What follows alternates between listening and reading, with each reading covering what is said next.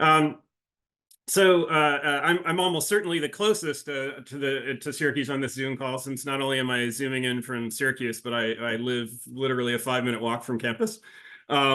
Incidentally, I'm going to say if you happen to hear any ambient noise in the background at some point in time during this session, it may well be that there's a Bruce Springsteen concert on campus in about an hour and a half, and there's quite a few concert goers sort of wandering the street past my house on the way.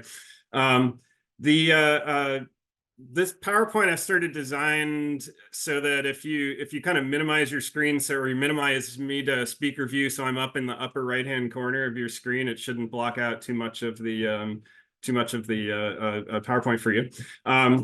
Anyway, I'll just to quickly introduce myself. My name is Mike Goode. I'm a professor in the English department here at Syracuse. I'm a specialist in a variety of things. Among time period wise, I'm a specialist in late 18th and early 19th century British literature, but I also do a lot of work in media studies, a lot of work with ecological forms of studying literature and media.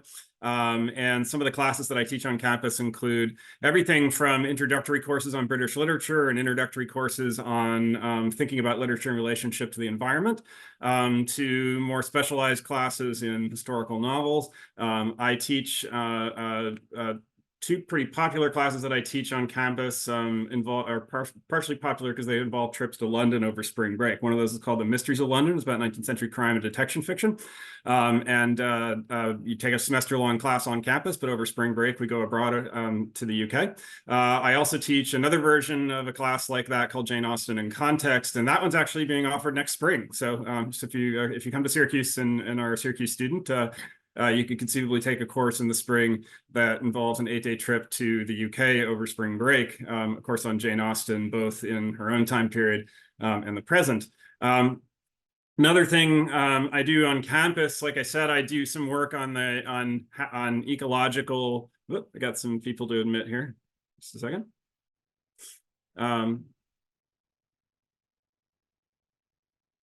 Great.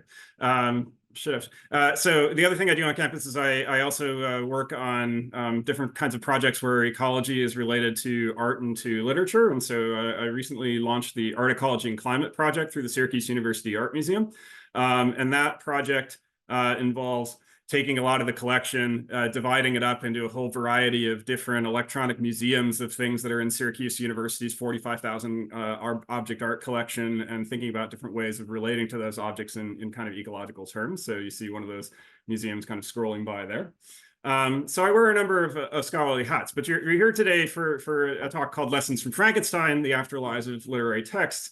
The first question that kind of comes to mind is afterlives, exactly what does that mean in some kind of literary context? I mean, text means something when they're created, but that meaning doesn't begin and end with the moment of its creation, because of course they continue to get kind of read and reread, and that endurance over time, literary scholars and media scholars tend to call their afterlives. And the most, familiar lens we have for thinking about this is when something gets kind of adapted into a whole bunch of media. So you can actually think of like Shakespeare's original printed texts back in 1623 as already an afterlife of the plays, because nobody had really written the plays down or published they'd written them down, but they hadn't published them in that way in which somebody could then suddenly become a reader of Shakespeare in the way that we often read Shakespeare today, in addition to seeing Shakespeare perform. And then obviously Shakespeare went on into, you have a filmic afterlife, musical adaptations like West Side Story, other kinds of films that are based on Shakespeare's life that use the plot of something like Romeo and Juliet to sort of tell that story. All of that is part of a text's literary afterlife.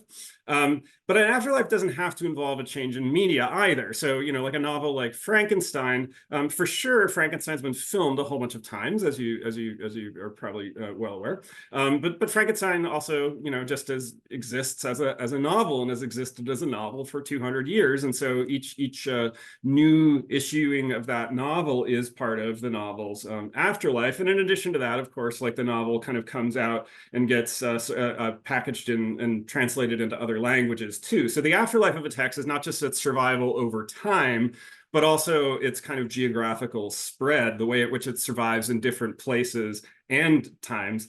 And Frankenstein's really a kind of special case for scholars of literary afterlives because it turned out to be kind of a prophetic text. I mean, Shelley's novel, as I'm sure you know already, is about a scientist who creates a living being out of dead body parts.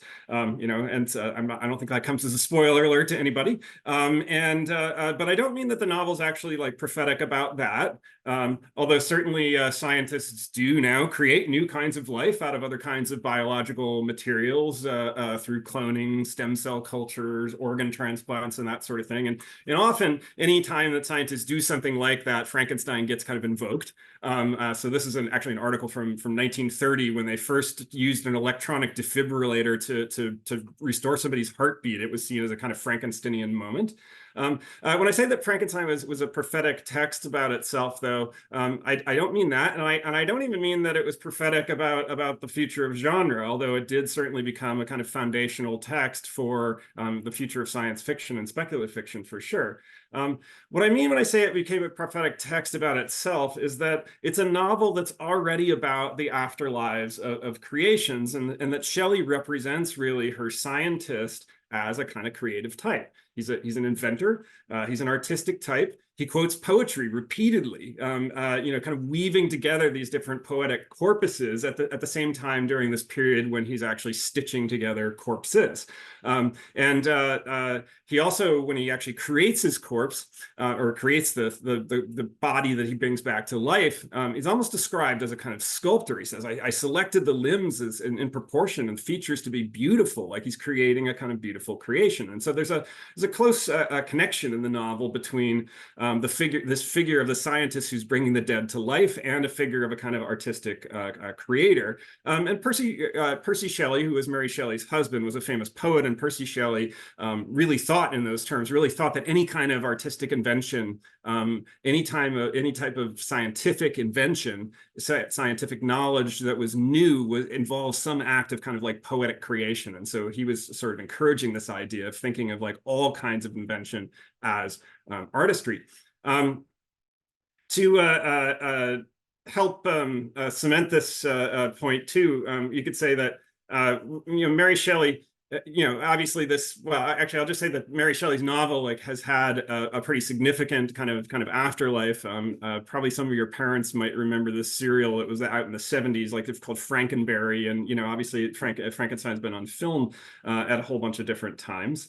But really, Frankenstein at core is a novel that's less about raising the dead to life and more about how an idea takes on life, how an idea takes on a kind of life of its own.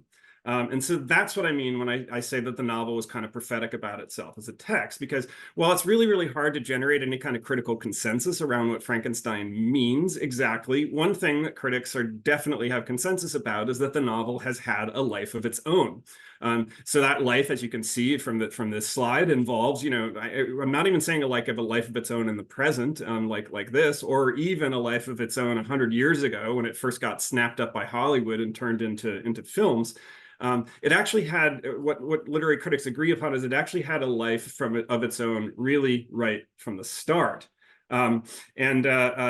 Most novels, successful or not, were adapted to the stage in the 19th century. So people would, sometimes with the author's permission, often without the author's permission, people would, you know, sort of pirate copies of things and turn them into plays. So Frankenstein, not too long after the time that it was first published in 1818, got turned into 4 different stage adaptations in the next several years that had pretty successful runs. And why this is important is because Frankenstein initially actually only had there were only 500 copies printed of it.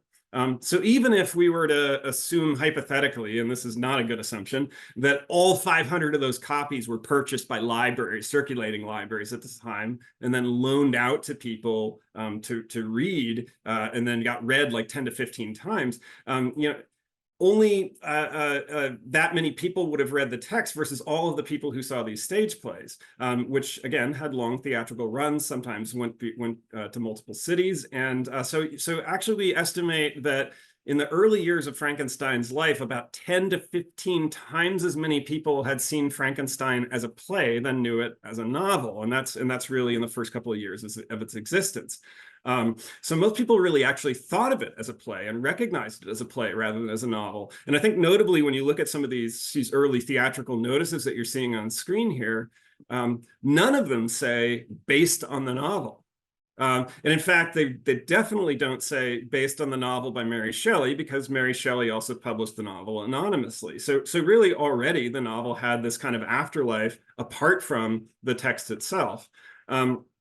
So Mary Shelley decides to republish the novel, or gets approached to republish the novel in 1831. And when she does that, she ends up writing a new introduction to the novel. And in this new introduction to the novel, she famously refers to the novel itself as her hideous progeny, or her, like, think of it as her like grotesque offspring.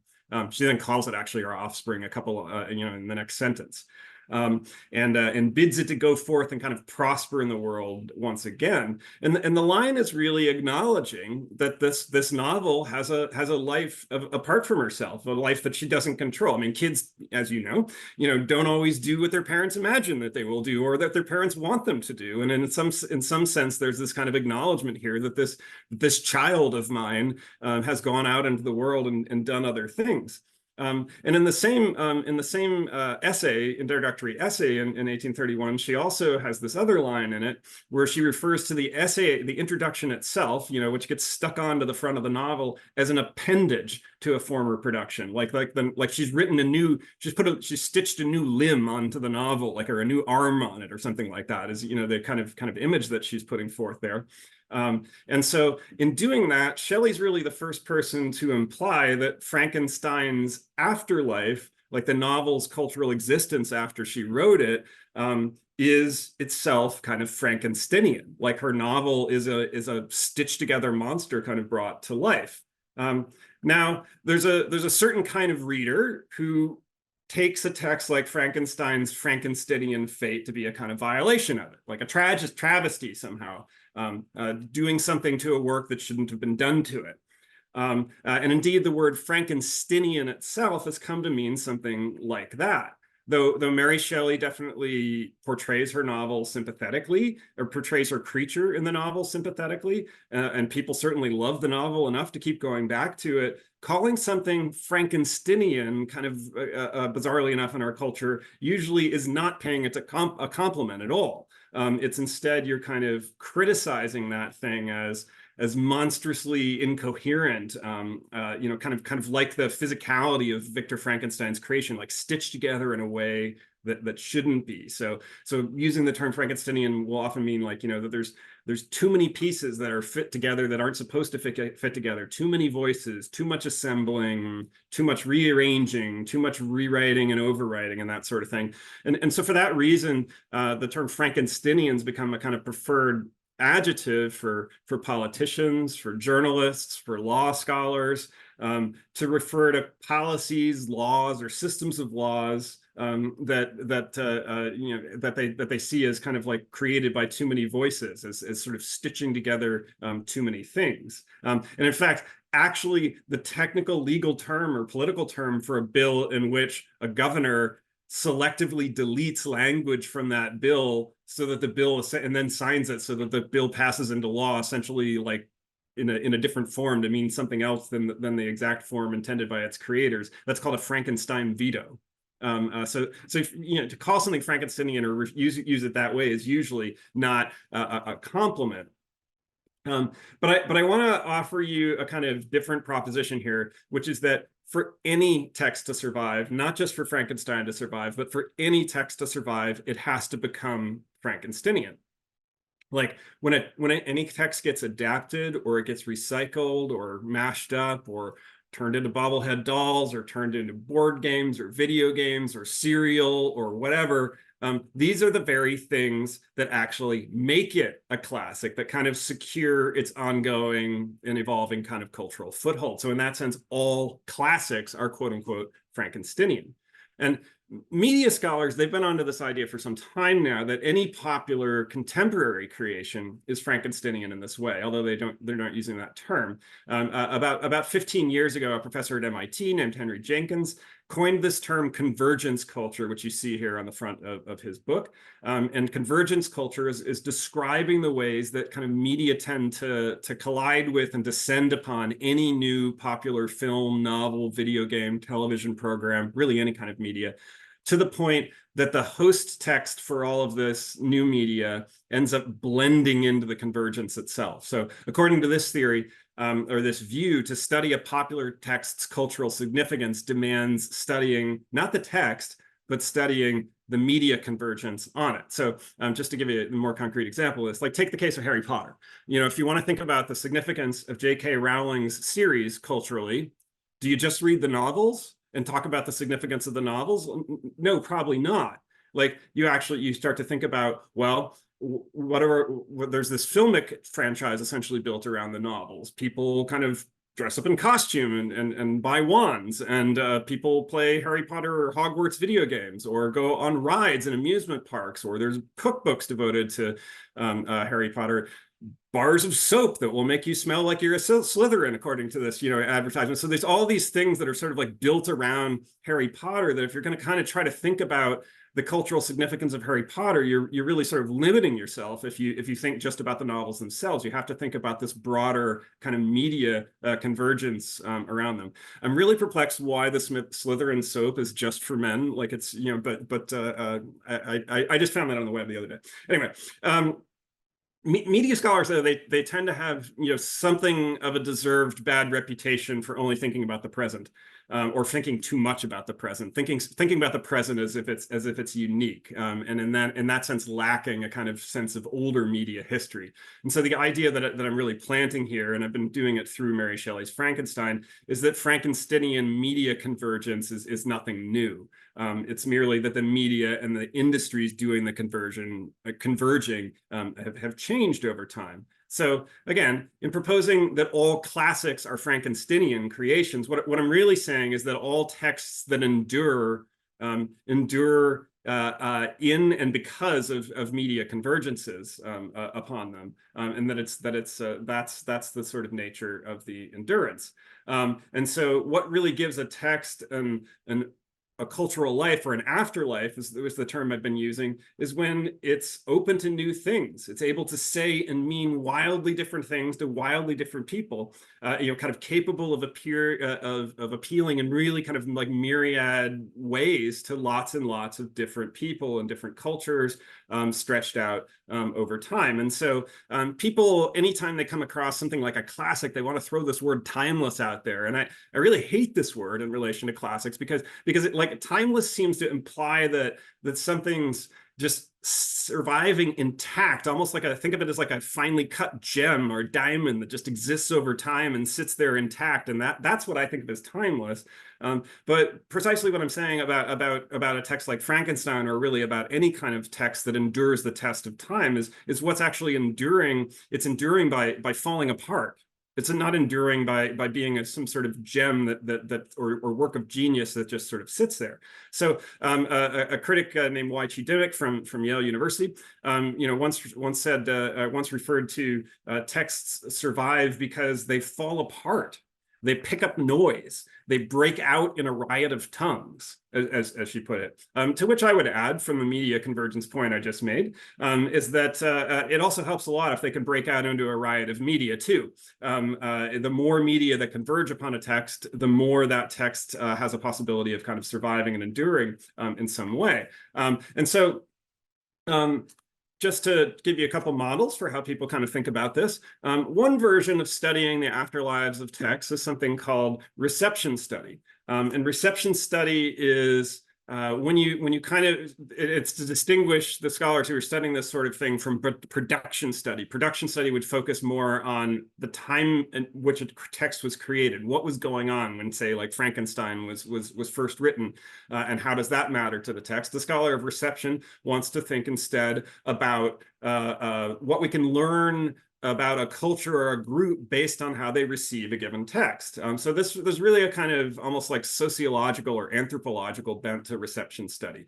So example, they might take, a reception study person might study how, say, the 1980s, Wuthering Heights was really popular. Emily Bronte's, the British novel Wuthering Heights, was super popular in Japan.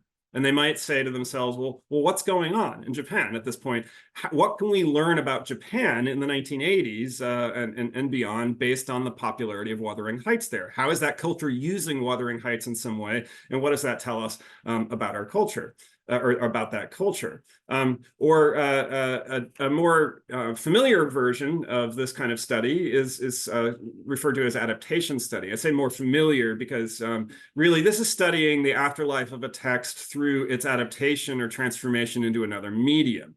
Such as, say, like a filmic or televisual adaptation of a novel or a comic or a video game, or the reverse, like a video game or a film based on a video game, or a video game based on a film.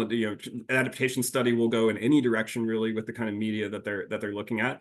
And scholars working in this area are usually analyzing how a specific adaptation in a specific medium kind of reinterprets or reinvents a text. And although, again, like reception study, the goal is often to learn something about the people doing the adapting, to learn something about the time and place doing the adapting. So an adaptation scholar will take a text like, the television show Sherlock which ran from 2010 to 2017, and ask themselves, like, how is that text reinterpreting Sherlock Holmes stories from the end of the 19th century in early 21st century terms? Like, what do we learn about the early 21st century in a sense of through the ways in which this text is reinventing Sherlock Holmes stories? So the interpretation itself becomes a kind of historical evidence. And also, adaptation study people will often be thinking too, not just about how does this text relate to the quote unquote original Sherlock Holmes stories, but they'll also be thinking about, well, anytime something requires a ton of media formations around it, how are they speaking to each other? So how, for example, does this Sherlock Holmes adaptation also in dialogue with other Sherlock Holmes adaptations? Since it's not just adapting Sherlock Holmes at this point, it's in dialogue with the whole kind of media convergence around Sherlock Holmes over time. So like any kind of contemporary Frankenstein adaptation in which you see the line at some point uttered within it, like, it's alive, it's alive.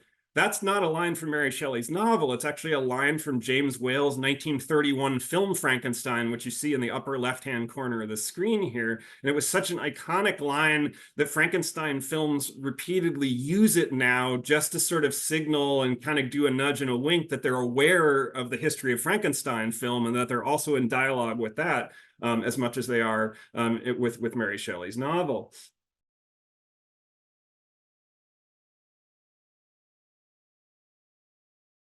So let's see. But because both reception studies and adaptation scholars are really focused often on the kind of interpretation of texts and the reinterpretation of texts, none of them are actually very good about providing any kind of insight into what the texts actually meant when they were first created. Again, they're really focusing on the kind of contexts of reception and trying to learn something about the cultures doing the receiving. What I want to propose, in a kind of different vein, is to model a different way of studying literary afterlives for you, which is distinct from reception study and adaptation studies. Focus on the kind of cultures doing the receiving and what these texts can tell us about them, and that instead kind of gets at something else. So I'm just going to skip over a slide here real quick. And here's the fundamental premise for this third way of approaching things. And this is the way of approaching things which I kind of prefer, I find the most interesting. So let's take again this premise that all classic texts are media Frankensteins in some way. That what makes the text live is this kind of like convergence of media onto it. The questions I should say that I have is then, what does it mean when one of these convergences looks really different from the rest of them? or to be more specific, like, why do some media seem to converge on certain texts more easily than others? Like they have that text has a more robust life in that particular new media than some other popular text does. Why does this sort of thing happen? So what's an example of this? Well, let's take Jane Austen for a second. So Jane Austen, very, very kind of popular in the present still. Like there's lots and lots of Jane Austen rewrites and film adaptations and things like that about. But what's really interesting to me about Jane Austen is Jane Austen fan fiction, actually. So as anyone, as any of you, I'm sure could tell somebody, it's not unusual for any author or popular text to acquire fan fiction. In fact, it's not unusual for celebrities to acquire fan fiction about their celebrities' lives. Like there's a ton of Taylor Swift fan fiction out there.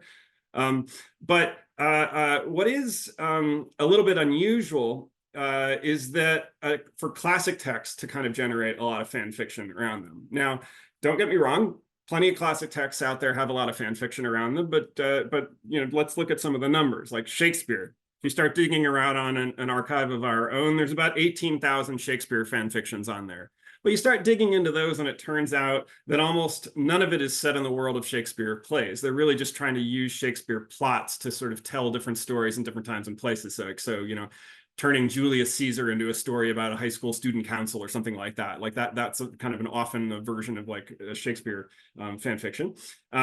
Little Women. Okay, there's 7,500 fan fictions about Little Women out there in an archive of their own, many of them which are set in the world of Little Women, as opposed to trying to update its time and place, like I was referring to the Shakespeare. Charles Dickens's entire novelistic corpus, there's only about 3,000 fan fictions out there on an archive of our own. A 19th century novel like Charlotte Bronte's Jane Eyre, there's a mere 917. When you go into an archive on your own for Jane Austen, you turn up a lot. You turn up about 10,000 fan fictions related to Jane Austen, but there's more, because it turns out that most Jane Austen fan fiction doesn't actually live on sites like an archive of our own or Wattpad, which you see down at the bottom here. And that's because, for starters, Jane Austen fan fiction is often produced by older people, and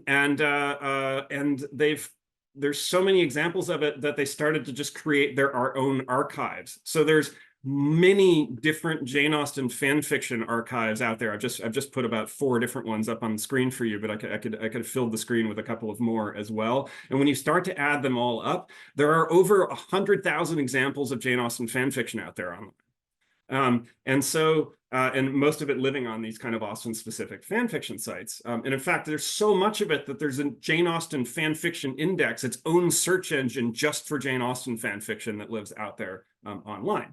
Now, this is the kind of thing that intrigues me as this sort of third type of scholar adaptation, because I want to ask the question, which is essentially like, why? Why does Jane Austen have such a robust fan fiction culture around her that just seems different from the kind of robust media cultures that you see around other authors? Like, why is Jane Austen kind of thriving in this particular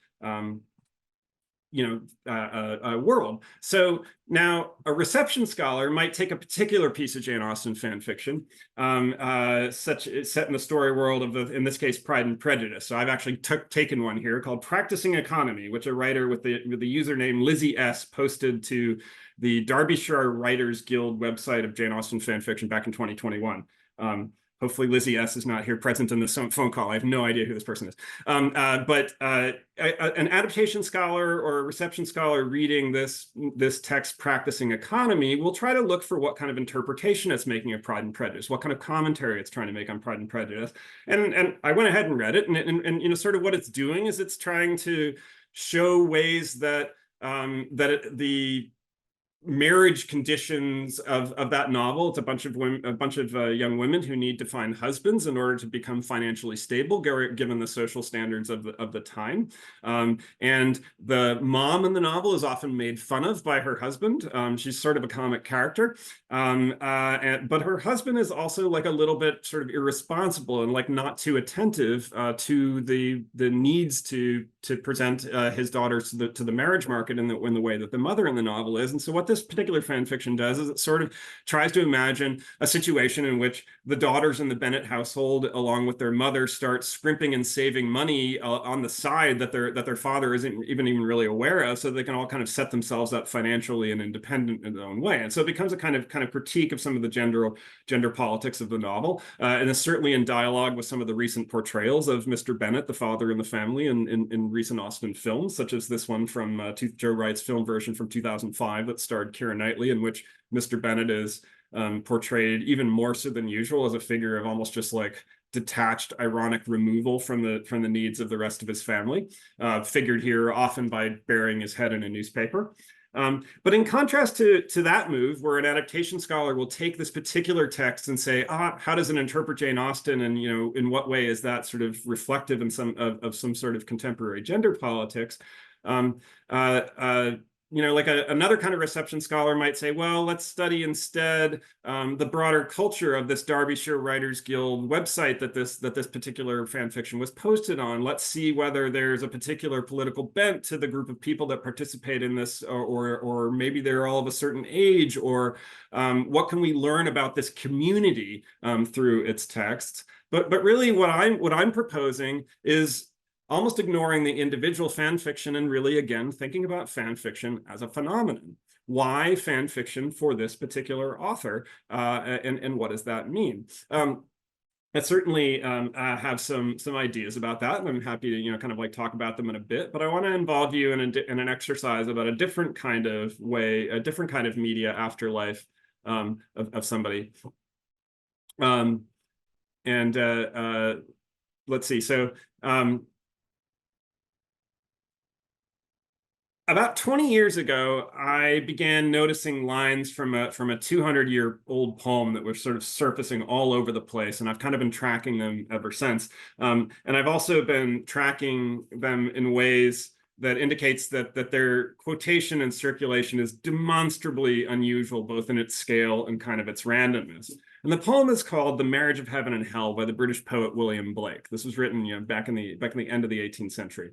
And the line that first caught my eye when it cropped up in a short space of time in several contemporary films and in several contemporary newspaper articles was, "The road of excess leads to the palace of wisdom," which is from this section of his poem called "The Proverbs of Hell." But dozens of other lines from this same section of this same poem crop up all over the place in contemporary culture too. So take the case of "The cut worm forgives the plow," which is just 2 proverbs away from it in this poem. In the space of 1 week, I had my students in one particular class track down as many different references that they could find to this proverb.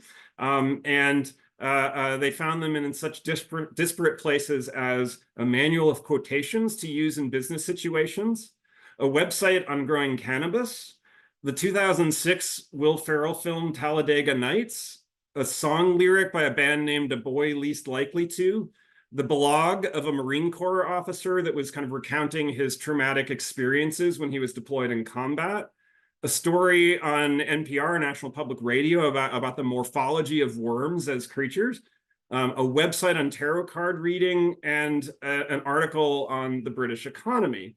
So a typical reception scholar would ask, well, when so-and-so quotes one of these particular lines, when somebody quotes, the cutworm forgives the plow, what do they mean in that specific situation? How are they interpreting it? To what end? This form of reception scholarship that I'm talking about here, though, is more asked the question of, like, what does it mean that a bunch of lines from this poem have started to circulate in this way and are doing so in such disparate ways? And what I really started thinking about is, like, how are these viral media, actually? Like, because what's circulating are, if you think of a piece of viral media as a packet of media, a packet of information that moves kind of medially or syntactically intact over time, that these proverbs actually sort of function that way. Why should we care? Why do we worry about, or why should we think at all about the virality of these certain particular lines of poetry? And I'd like to kind of do an exercise with you. I'm going to stop sharing for a second here, and I'm going to say, so I'm going to actually type into the chat, "The cutworm forgives the plow," just so you have those words clear. Let's for a moment kind of think about what are some of the different things that this line could mean. And given that people are kind of like quoting it in different situations, like let's try to imagine some situation in which you might quote this. So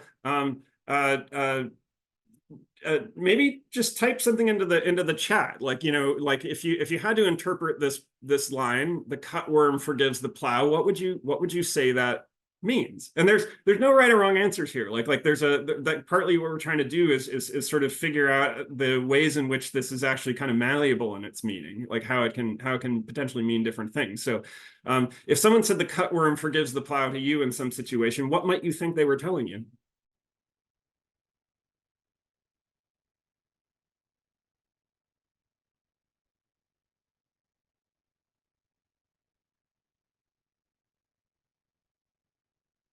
All right, everybody's being shy about nobody wants to be the first to kind of like post in the chat, but that's all right. Well, why let's try to think it through. Like, why would okay? Here we go. Good. We've got even someone or something so small and with so little power is bound to forgive the large systems machines that can harm or oppress. Okay, yeah, that's great.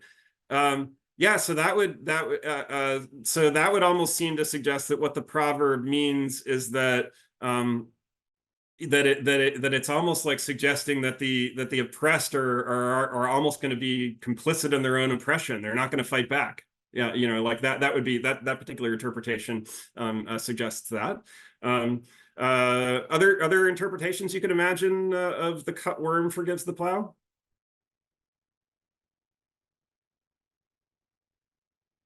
Any of you ever cut a worm yourself? And if so, what happened to it? So a victim learns to forgive the tool, not the wielder, and it's the tool's fault, not the tool's fault, but the one with the power. Okay, yeah. So that could be, yeah, that's a great interpretation. That you might say that to say to somebody, yeah, it's not the. I kind of wondered in this manual when it shows up as a line to under in a business context, whether they're thinking of it in the sense of like, well, if you're put in charge of firing somebody, they're going to forgive you. They're going to be mad at the company, not you. That's almost like what that interpretation would mean. Like it's not the wielder of the tool, but the power structure behind it. Good. Yeah. Any other thoughts about this?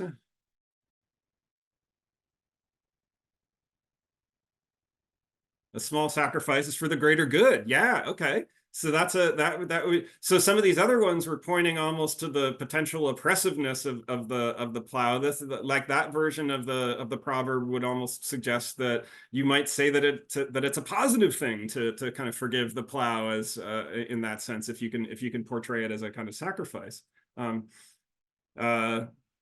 I mean, what, and then what, one just to add to this, and this is why I asked you if any of you had ever, kind of cut a worm in half, is that that if certain kinds of worms, when you cut them in half, like actually creates two new worms. Sometimes it kills a worm to cut it in half. Sometimes it actually creates two worms. So that cutting a worm in half can also be a way, one can argue, of multiplying its power. The very opposite of obviously it's harmed a worm, like a worm is an animal, but it's also, if we're thinking through this through the lens of power, like maybe cutting a plow is going to forgive it if a worm's going to forget it if it's cut by the plow, because then there are even more worms out there, in which that case that's got a much more kind of almost like politically radical or ominous quality to it about and there's certainly there was a proverb that circulated in Blake's day that was that sometimes still crops up maybe in a contemporary culture where they say the line, the worm will turn. And that idea is that even a small creature like a worm can potentially turn on you, can become big and powerful, and that gets even more ominous as a proverb if you're kind of an anti-radical, if the idea is that cutting a worm in half actually creates even more worms to turn on you. So this very same proverb that could be used in some contexts to seemingly justify certain kinds of oppression could also in other contexts even be issued as a a, a, a good form of self-sacrifice, or in yet another context could be used to mean as a kind of warning that about if you oppress something too much, it may come back to haunt you and cause kind of harm. So you can actually do this with any Blake proverb. Blake proverbs, when you start to push on them, are really, really malleable in this way and can mean really different things to really different people, depending on the context in which it's being used. And they can mean, in the case that we've just been pointing to, completely opposite things, really. And that's kind of interesting. One thing that this project of kind of like thinking about Blake proverbs that's really sort of circulating in these kind of viral ways started to do was lead to, well, let's think about how proverbs circulate more generally. Like proverbs, and even what is a proverb? Well, I mean, a proverb is something that we utter usually as a kind of conventional wisdom. Like if I say, to just take a proverb you've probably heard before, if I say a bird in the hand is worth two in the bush, most of us have heard that line at some point. Partly the power of that proverb is that everybody knows it's not just my line. It's not like I just invented the line, a bird in the hand is worth two in the bush. It's like the idea of a proverb is that it's circulating around as if it's like conventional wisdom or common sense or something like that.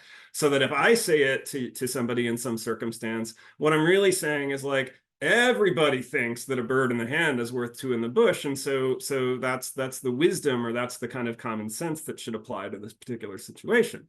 Now, when you start pushing on any proverb, though, you get in some interesting situations. So let's take another proverb that a lot of people know. So you maybe at some point in your life have heard "a rolling stone gathers no moss." So I'm gonna type that one in the chat too.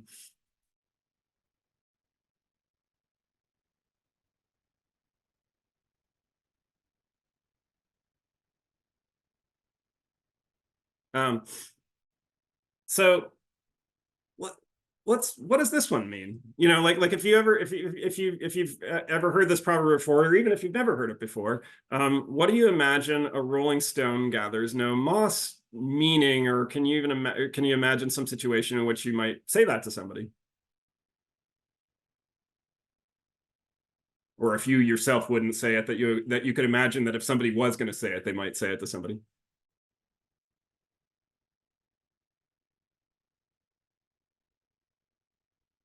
All right, so first that came up here is, if you try to push yourself too much or never give yourself time to breathe, you're never going to be able to develop the experience that comes through stability and peace. Okay, good. Yeah.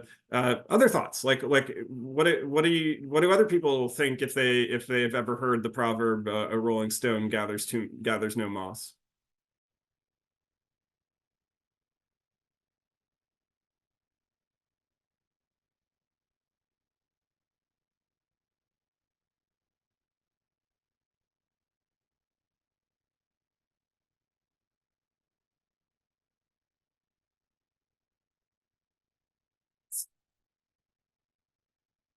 Now, just to throw something out there, like when the band the Rolling Stones decided to name themselves the Rolling Stones once upon a time, do you think that by that name they meant you gotta slow down and be stable, because that's what brings peace and quiet, like stability?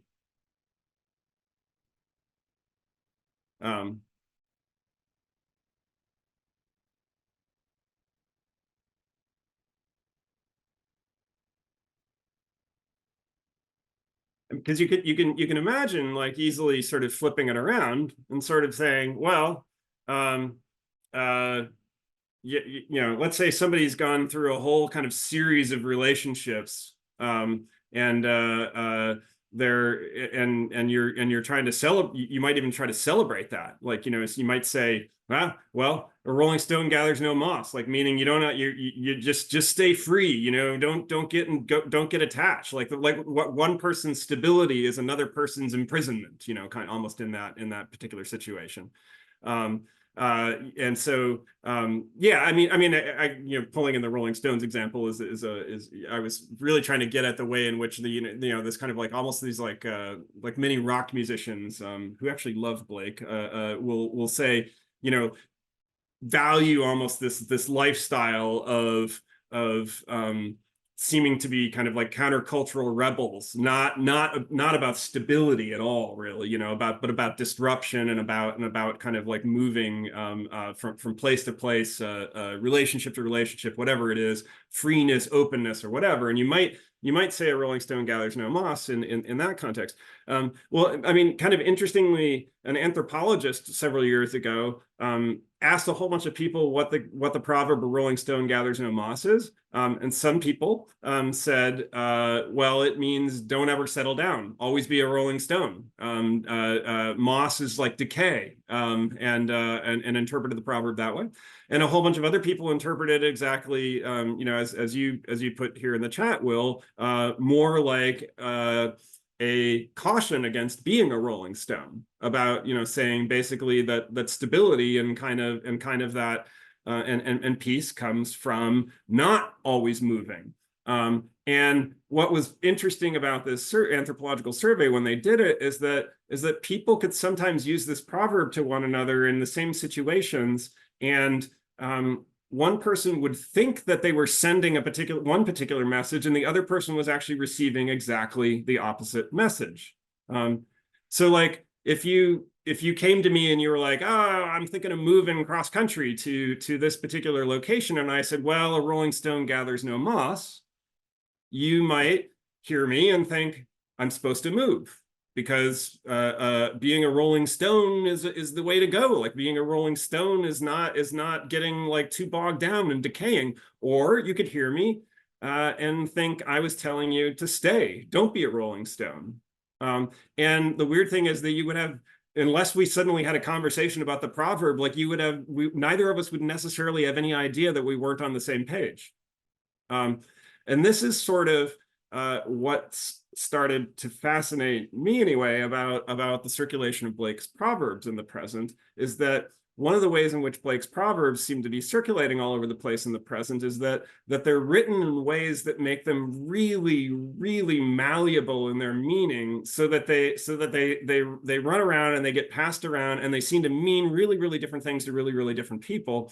And yet it's not necessarily clear that anyone realizes that this is what they're doing. So they're wandering around as viral media, but in a way like spreading different messages in the process of doing that. And just so, think of it as almost like sowing chaos.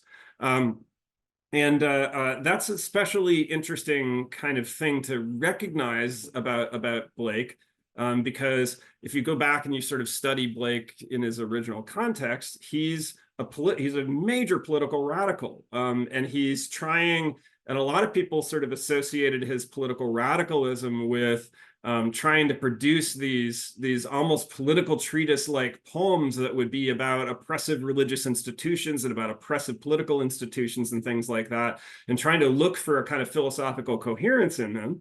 And instead, I sort of have the idea that Blake is kind of not that at all. So to go back to this PowerPoint for a second, Blake proverbs circulate as graffiti all the time. There's a heck of a lot of them that are turned into tattoos. They truly are viral media in that sense. But the other thing to know about Blake is that every single copy of every Blake poem is different from one another.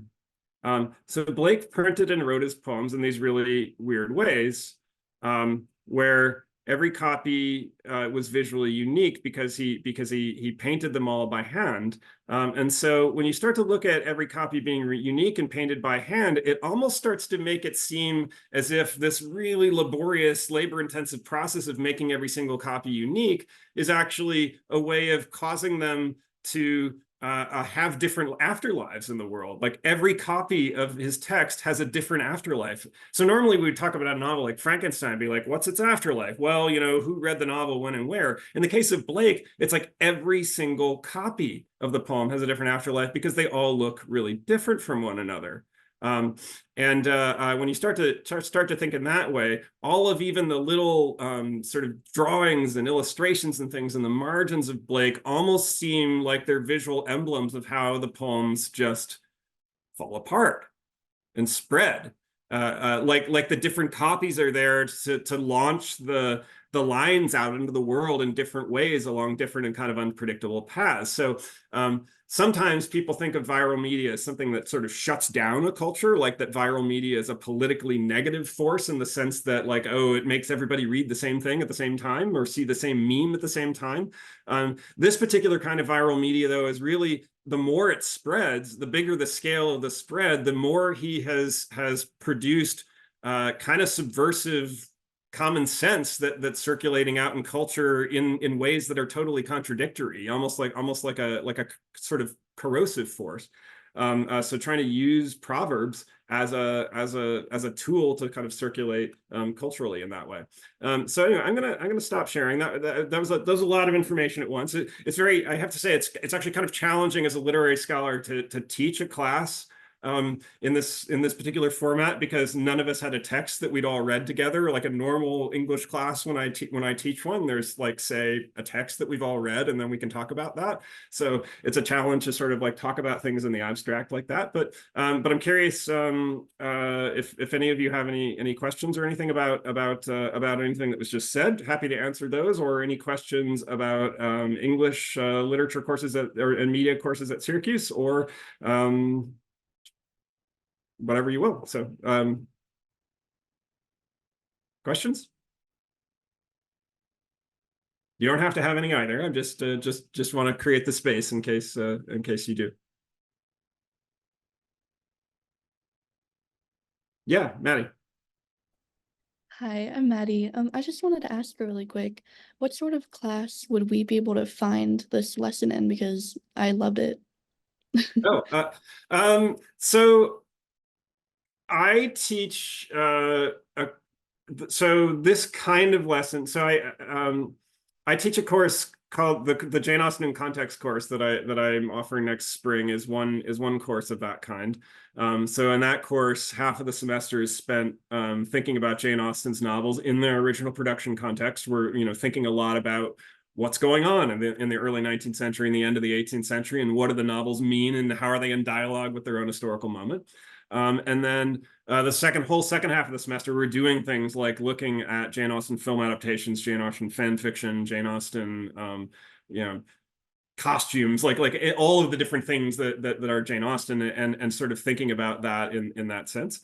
And then that's one kind of context in which you do that. I do some versions of sort of afterlife study in a lot of my own different classes. And in the English department at Syracuse, I should say, is a department that includes not just literature scholars like me, but also a bunch of film critics, film media scholars, games people study video games. One of my colleagues is an expert in video games, and that's his area of expertise. So we study lots of different kinds of texts and their cultural meanings, and so we do quite a few different people in our department study media, and in some cases adaptations. And like I said, I'm a literary scholar who does that. Let's see, Melanie, are there any electives given by you that can be assisted by any major? So most there is a kind of core curriculum at Syracuse where you have to fill certain kinds of distribution requirements, like take a certain number of courses in the humanities, take a certain number of courses in the sciences, that sort of thing. So most classes that I teach are going to fulfill some kind of distribution requirement for something in the College of Arts and Sciences. If you're not an English and textual studies major, any English and textual studies course will count for something in relation to some of those other requirements. So hopefully that, I don't know if that answered that question or not. If not, shoot me another one. Will.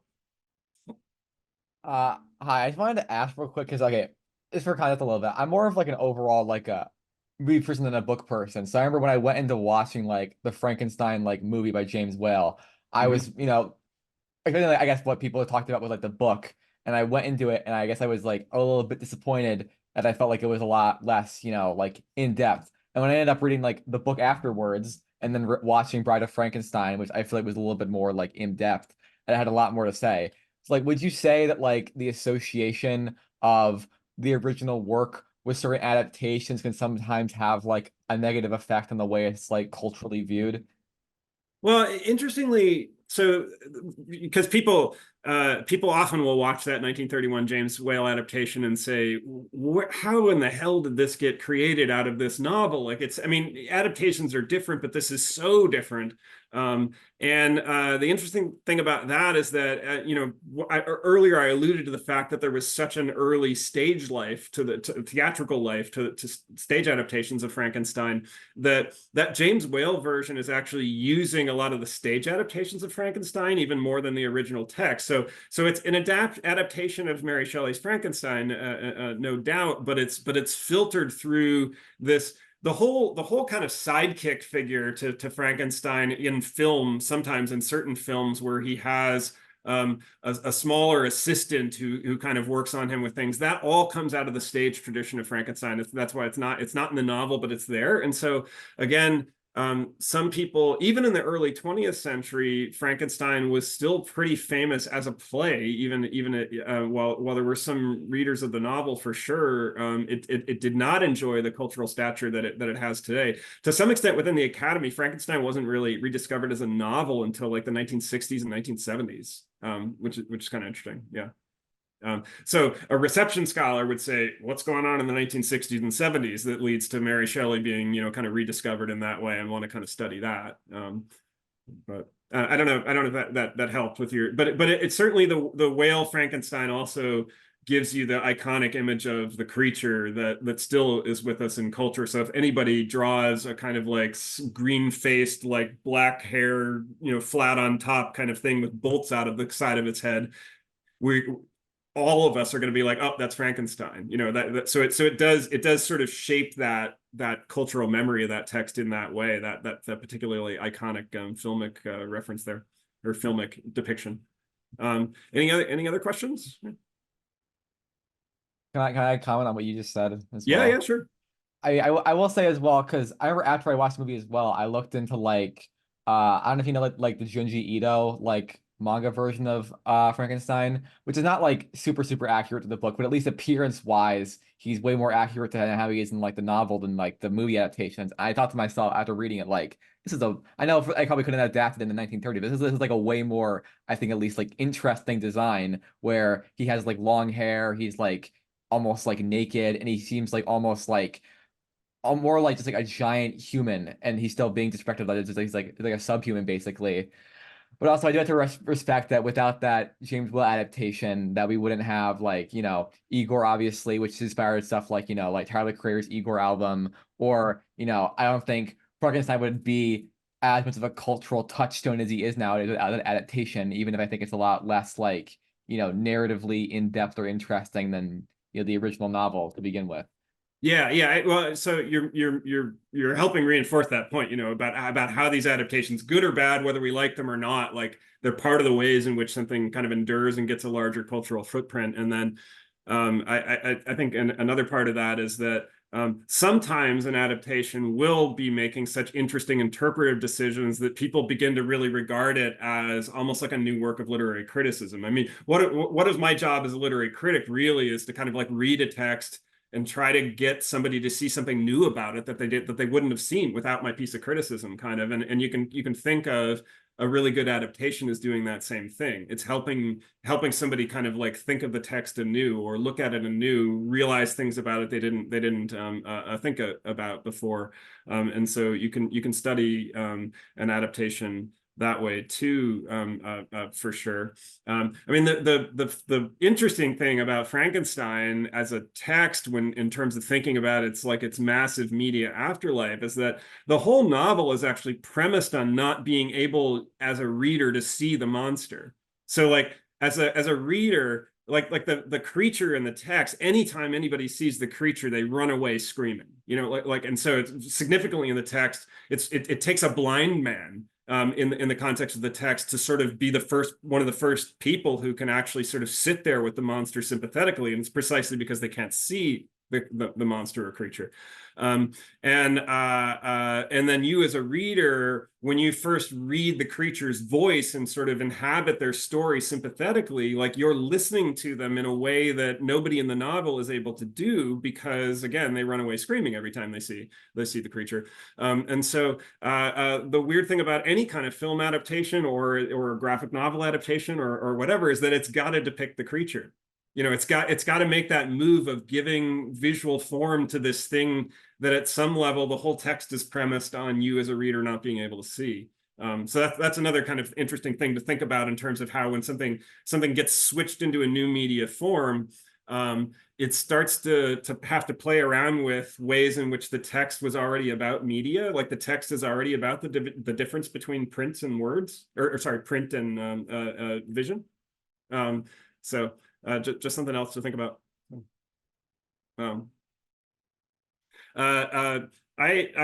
We've hit the 7 p.m. hour, and I kind of have to run to another engagement. But thank you all for being a part of this class. And you can find, well, I'll put my email in the message box if you ever feel like you want to reach out to me after this or ask a question about Syracuse or whatever.